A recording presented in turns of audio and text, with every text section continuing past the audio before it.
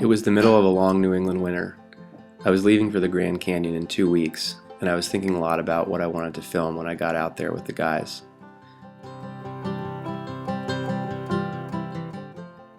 I've been kayaking for about 10 years, and lately I've been thinking a lot about why I go to these places, why I like to go to rivers and disappear into the wilderness. I was thinking about the connection between adventure, spirituality, risk, and then ultimately why we go. I think I wanted to ask the guys the same questions: why they go to these places, why we do these things, and ultimately why it's all worth it. What are we trying to get out of it, and what can we share with others? What can they learn? This is the most difficult story I've ever had to tell, and I'm not really sure if I'm going to do a good job or not, but I'm going to give it my best shot. This is our story of a 12-day self-support in the Grand Canyon. We were a group of 9. 8 of us came back. I'm not sure why, and I'm not sure I'll ever know why. But I do know that I want to give a glimpse into what it was like to be there. I want other people to feel what it was like to be with us on that river, because I think it's important.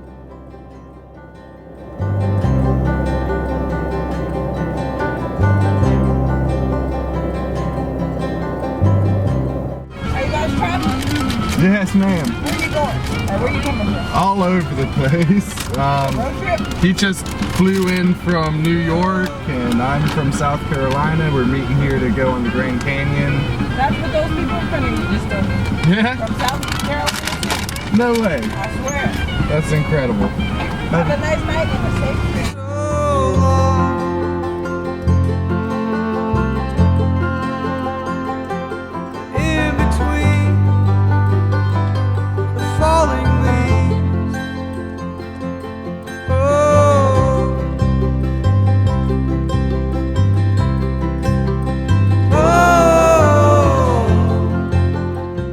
I started kayaking.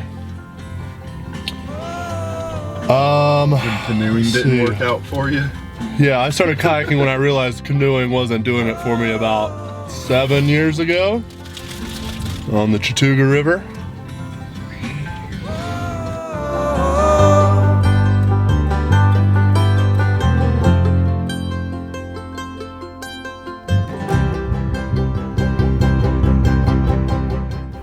How are you, man? Good to see you, buddy. Yeah, no shit. It's been a long time.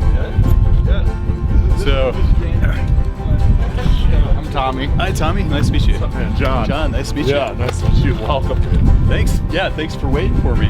Yeah, so the Element slid off the road last night. Yeah, and I see a lot of people become a lot more conservative the more experience they have. Yeah. Still in me, but there's an anchor on the beach, so let the wind blow on and bring the falling star.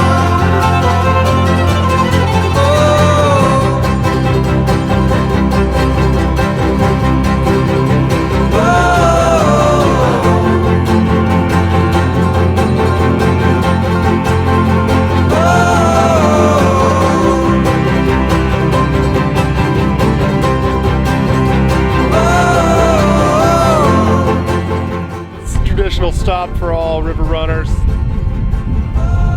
Hitting this tomorrow.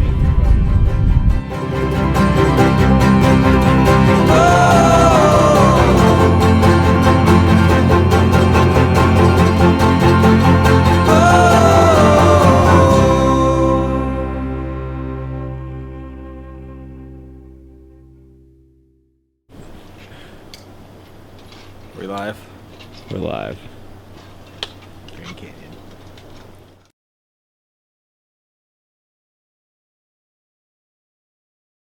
That's where it becomes I incomprehensible. stay above Macon at all possible. Be really diligent about paying attention to details.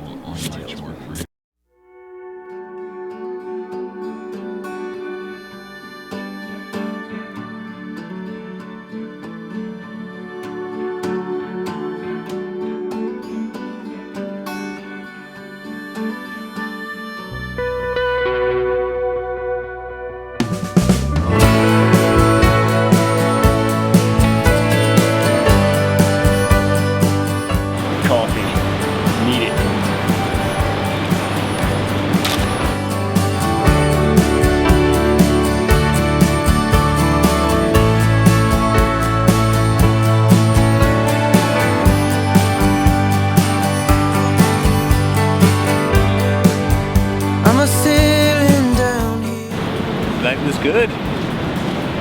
Nothing better than waking up in the Grand Canyon. Launching day 2. We're here at Lower North Canyon Camp.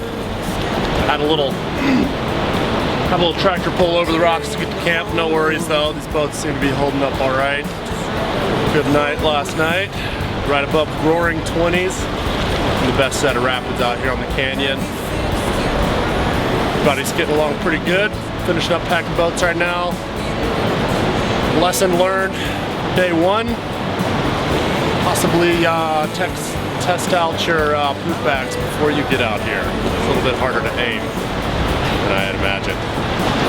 How was it yesterday? Awesome. Heavy.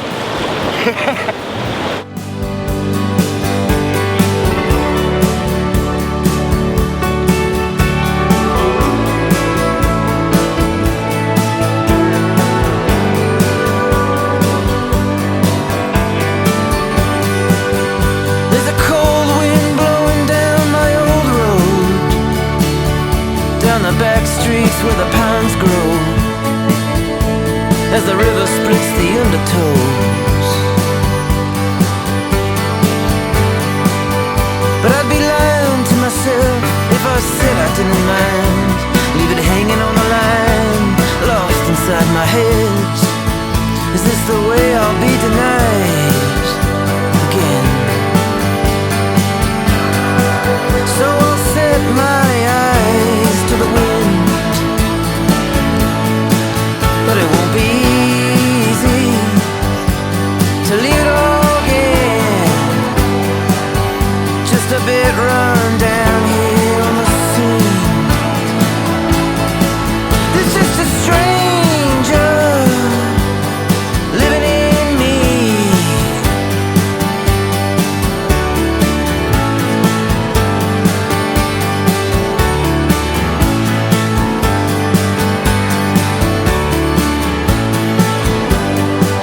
As you set your eyes to the wind, and you see me pull away again. Have I lost it, oh my friend? Just a bit run down here at the moment. And I'm all alone here, living in darkness. Alright.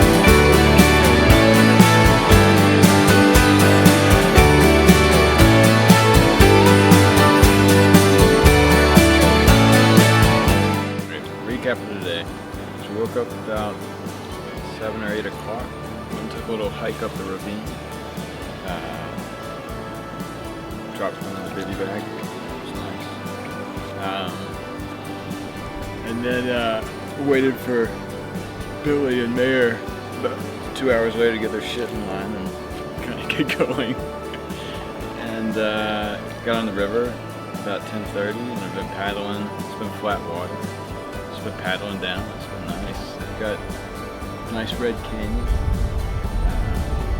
Just kind of, I'm not talking too much, just hanging out, thinking, letting stuff go through your head. Greatest thing of learning kayaking? I don't know. Maybe just how to relax and just have fun regardless of what's going on in your life. It's a good way to just be out and be in the present moment and have a good time with friends. It's pretty simple, really.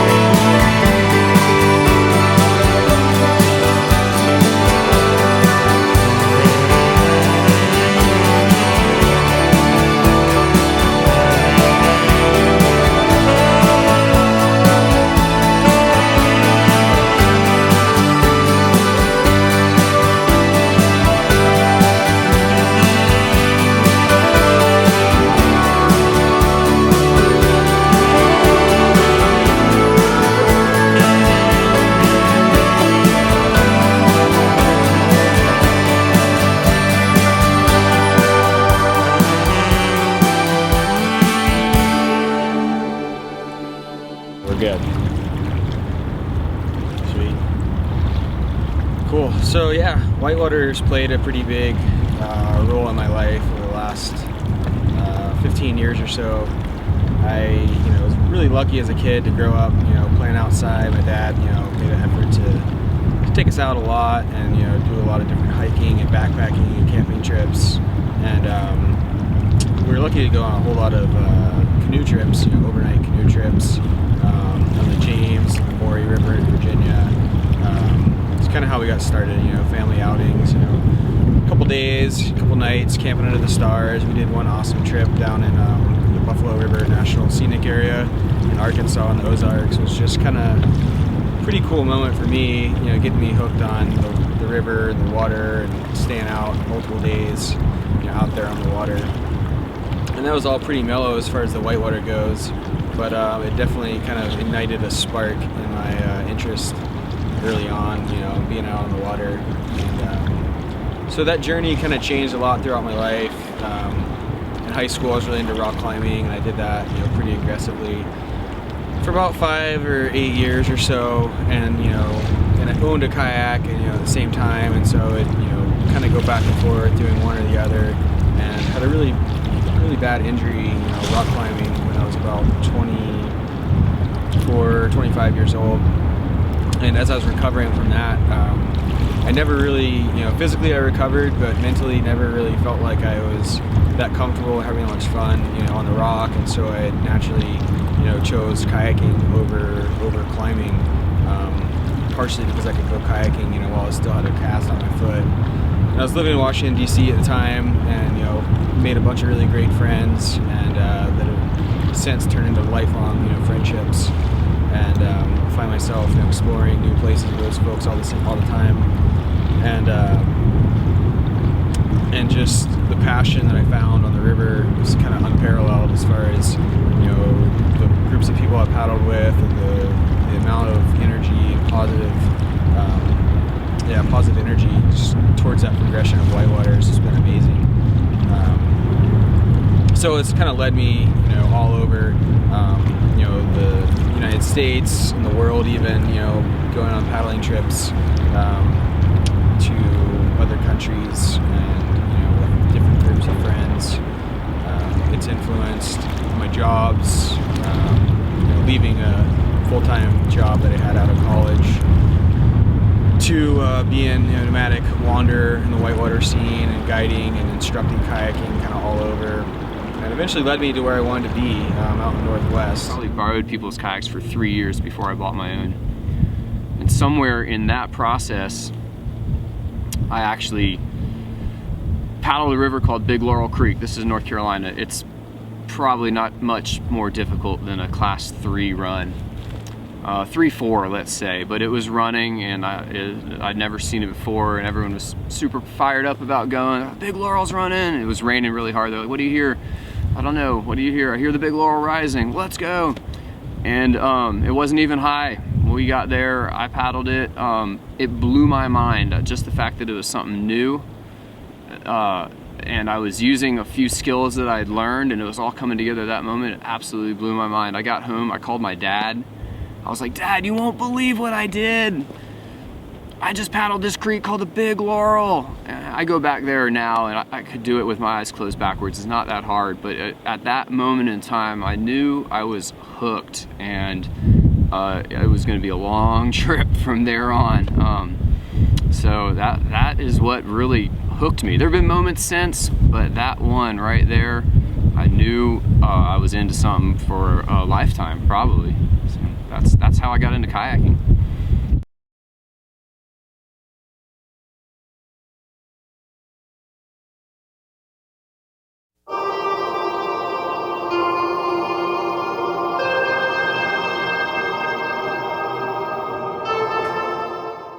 We're going up to the Tabernacle. It's that little point right up there.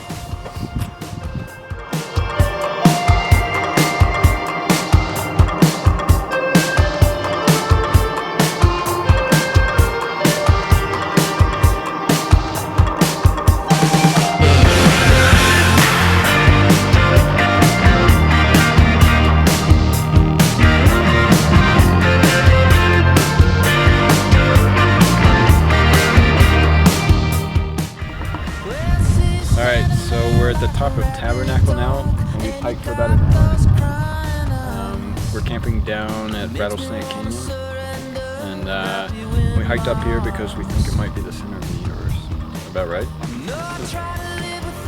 It's tough to say really what it is. Every time I come in here, there's something different. There's new people, there's new stories. You leave a little piece of yourself here, but you take more away each time than you leave, I think. So it's one of my favorite places in the world. 'Cause I got nothing to say. Feels like it's coming. It's like a coming of age. Feels like it's coming. Feels like a coming of age.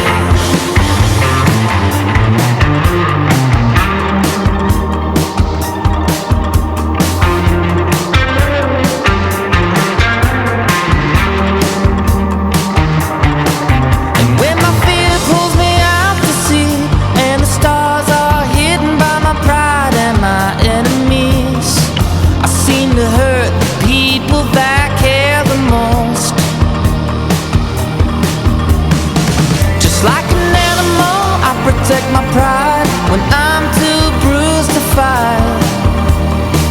And even when I'm wrong, I tend to think I'm right. Well, I'm bored of the game.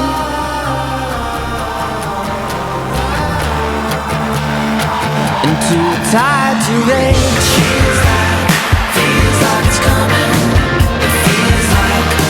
It's like a coming of age. Feels like it's coming. And I'm burning a page. Feels like it's coming. It's like a coming of age. Feels like it's coming. Feels like a coming of age.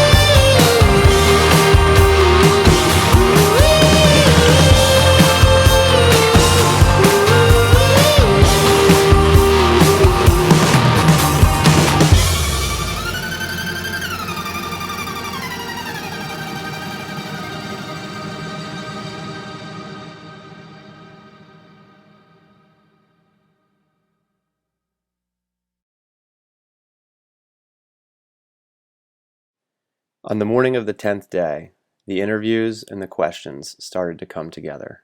Trip down the Grand Canyon is a pretty amazing experience. I think it can kind of tie a whole lot of different aspects of life together. You get such an experience out here, you know, so far removed from the day-to-day struggles and thoughts of day-to-day life. You can see so many different things, experience so many different emotions and places. A trip like this is also not only an adventure just in the fact that you're going to be out there amongst the elements with your friends, finding new places, exploring new canyons and unexplored places, but also it can be a very spiritual place as well, just because it allows you to find that connection with nature and with, in my opinion, with your creator. I think that when you're on a trip like this and you're looking around at the Earth in its really rawest form, it's really unique. There's not many times in life you get 12 or 16 or 24 days of spending time in nature, experiencing the most raw form of nature. And time like that can bring you closer to your Creator, and that to me is what spirituality is. It's seeing that and feeling a part of a bigger picture, because we are. You realize what's going on around you is not something that can be, that, you can't do on your own. So that's really awesome, and so that's part of the beauty of a trip down the Grand Canyon. Not only spending time with your friends and testing your limits on the Whitewater, or having the next great campsite, but also just spending the time to kind of commune with the what's going on around you, and I think that's really important. And so in this day-to-day life, it's really hard to find that, and I think that a trip down the canyon makes that really possible. I think for it to be, a real adventure, part of it has to be that it doesn't make sense to everybody. Most people, they're not like us. Most people are okay with not having to be hungry and cold at night, and they think that that's usually considered not to be a good time. And people like us, we do that a lot to ourselves on purpose. Risk is something I think it happens within kayaking. I think initially, at least, it was something that you looked for, that got you excited about kayaking, and because there was some kind of risk involved in it. But lately it's been more of a movement towards how to control risk, how to deal with risk, how to let it down a bit. So yeah, I think, and then kayaking itself, the spirituality element, I think what it brings is kayaking makes you feel very present. And if that is your idea of spirituality, then I think it's just another means to enter into that house. Adventure to me means just getting out from your normal, doing anything different than your normal routine. It doesn't have to be anything big. It doesn't have to be anything exciting per se. It's just as long as you break away from your usual routine. It can be anything like a 12-day kayak adventure, or just getting out and checking out a new part of your city that you live in. I think people try and stress too much that it has to be something extravagant and big. It's not necessary. Just as long as you get out and enjoy yourself doing something different. Risk. We take risk with everything that we do. It's just the probability of an adverse event. That's all risk is. And we mitigate that by, gaining skills, or having, engineering controls, like when you're driving your car, you have airbags, it mitigates risk. We all know how to kayak really well. We've been doing it for a long time. That helps cut down on the risk of running lava up here.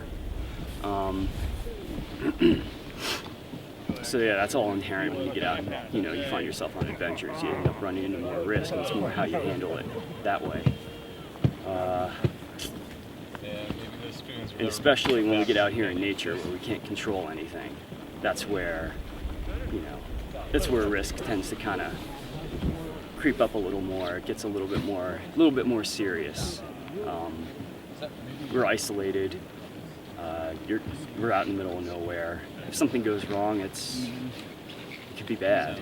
So, but that's kind of why we do this. Is just getting away from, we get away from our daily grind. We come out here, and when we're, putting things on the line, it's not necessarily the hardest whitewater, but being the combination of isolation and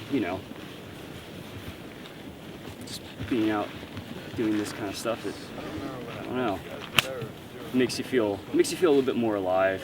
I'm not necessarily religious in any way, but I guess if there is a maker or multiple makers, what have you, I feel like they want us out here worshiping them in everything that they've created, as opposed to something that we made, a structure that we built and we just go to on a Sunday. I just think that's a little more important. Trips like this are magical for me. It's really where I feel the most comfortable and the most at home. And there's something very, very grounding about being in a setting where all of your decisions have very immediate impacts. Your decisions affect your safety, they affect your comfort, they affect the outcome of the adventure. And it's taken me some time to kind of realize that that's what I enjoy the most about being in the outdoor setting.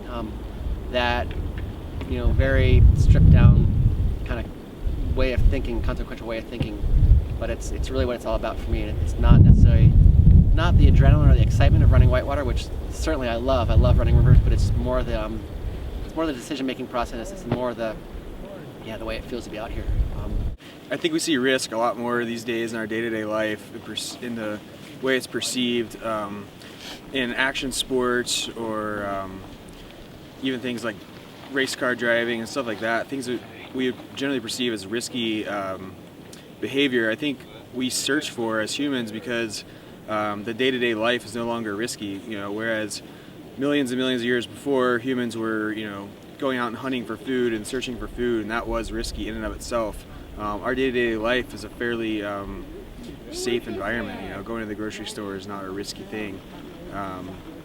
So I think our human nature is driven to a certain extent to find that risk, and so we have to do that in other ways these days.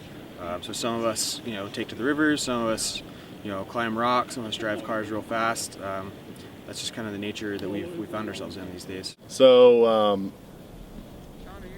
getting started out in this lifestyle, I was total city boy in college, just going through the motions, not sure what I wanted to do in the coming years of my life. A little lost, and all I can describe it as one day, I just got the call of the wild, just like what they talk about in the books. It straight up happened, and then it was like, just go to the mountains, go to the woods. And I just started doing some solo hiking, going out there and finding myself. Had my first true experiences with loneliness and adventure, and then anybody I could pull into these adventures, I'd take with me. And lucky enough, I was lucky enough to stumble upon a raft guiding job off of pure chance. And it's all kind of history from there. The river really settled down into finding who I really was, and I loved the river and what it gave to me. And really, the huge thing about this lifestyle and living outdoors and traveling is the people you meet, and it's all about the community and the real people you meet that are sharing these experiences with you, and really makes you have a sense of that you found the real stuff in the world in this day and age where it's so hard to get away from that. And that's one of the things I truly love, is the people I meet and the sense of realness and friendship and true adventure that you get out of that, and you can really escape from this kind of this world that we've created around us that isn't really that natural at all. And you come out into places like this, and this is what the real world's like. And the bonds you make with people out here, oh my gosh, it's like, I've had some of the best moments in this canyon, and spending time with my friends. It just touches you, and it gives you a sense of the connectedness that you can have with people, and relying on your friend in tough situations, and returning the favor when somebody else is struggling. This creates such strong bonds between people and your surroundings, and kind of levels you out and gets you settled in what I feel is really important in life, which is friendship, taking care of the people you love, and experiencing the world around us, and getting out of that false world we've created out there. As far as going on adventures and everything, that's what's kind of part of the lifestyle of being a traveler and a raft guide and a river rat and a kayaker. It just comes with it, and defining adventure is kind of hard, but you know, adventure is getting out of your normal day-to-day excursions, whatever they might be. It's something to look added a little bit more to it. Not knowing when the camera's gonna blow over.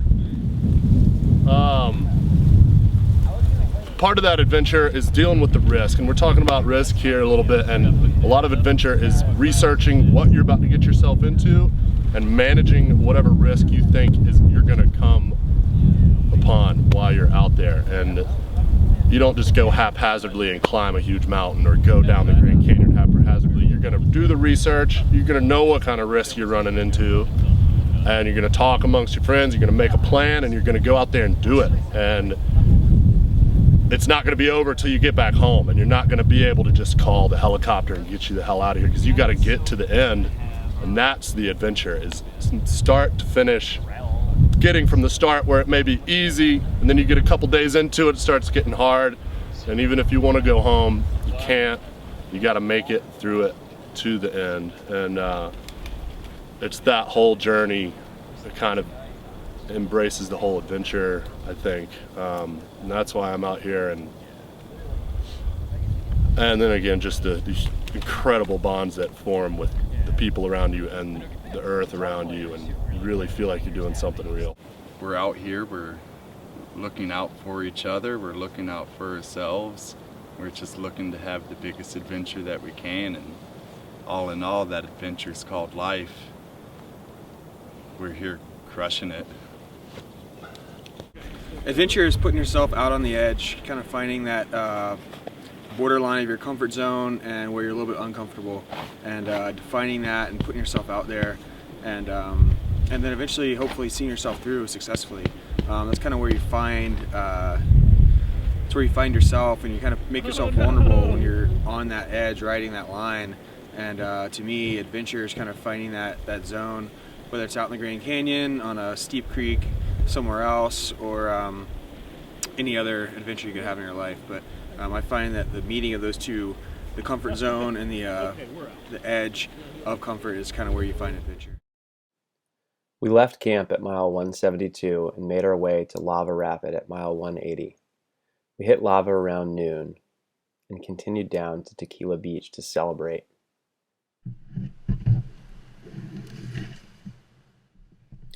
As I got into my boat above lava, I had no idea the course of events that was about to unfold in the next several days.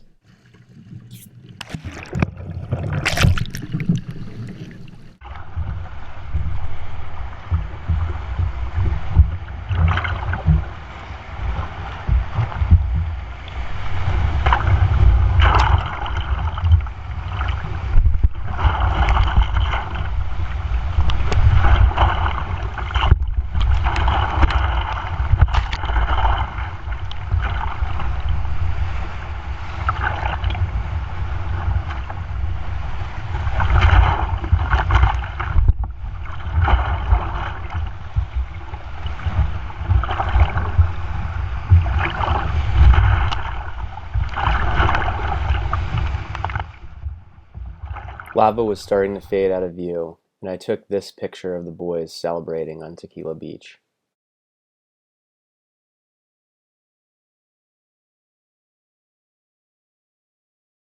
After that, most of what I remember is darkness. Kurt was my best friend.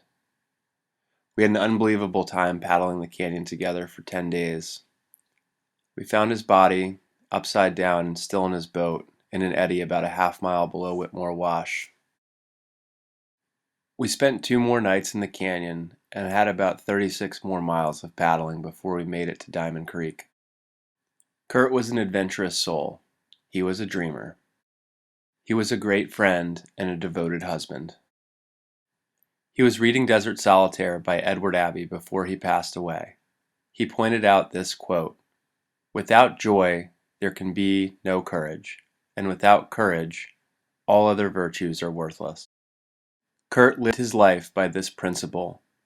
He aspired to build as much joy as possible.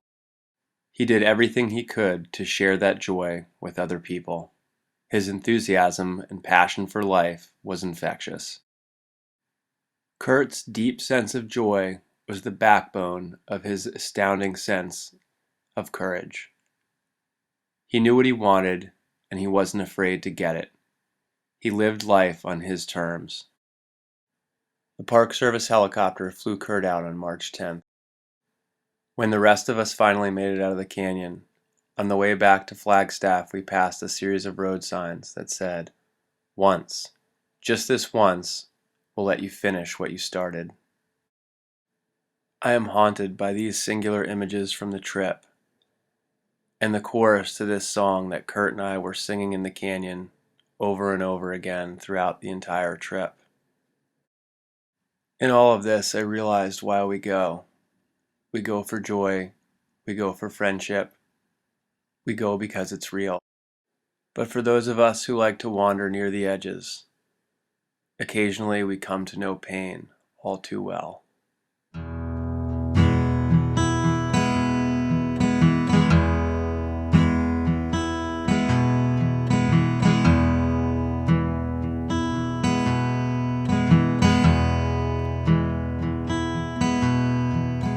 Living like a window, stuck wide open. Take it all in, but don't let it burn you out. I know you have your doubts, but just forget them now.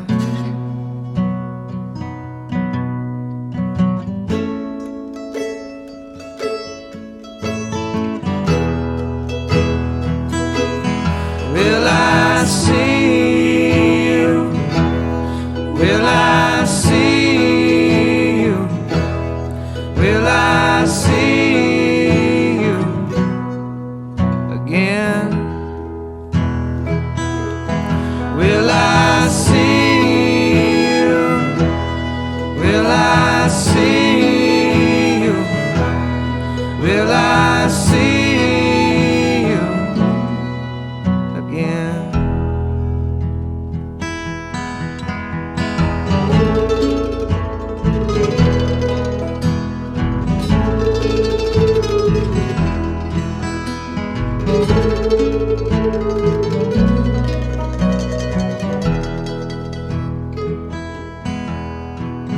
Dreaming doesn't make much sense anymore.